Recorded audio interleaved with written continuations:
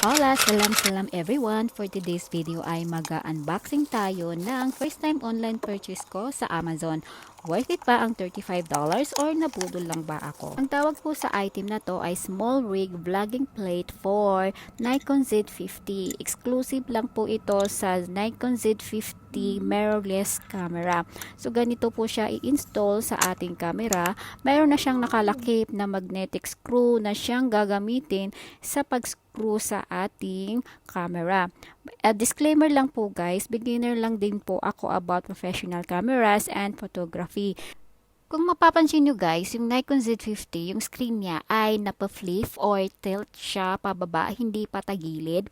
Ngayon, ang problema, pagka gumamit tayo ng tripod, ay natatakpan yung ating screen. So, hindi nakikita yung mukha natin.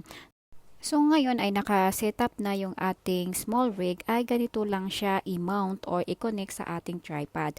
Ngayon, kung tatanungin nyo ako kung worth it ba ang $35, yes, worth it siya. Especially kung meron kang Nikon Z50. Kasi ma-explore mo yung camera mo at pwede ka nang mag-selfie at mag-shoot alone kasi nakikita mo na yung sarili mo sa screen. And I hope mayroon kayong natutunan about my vlog for today and hope to see you in my next vlog. Bye!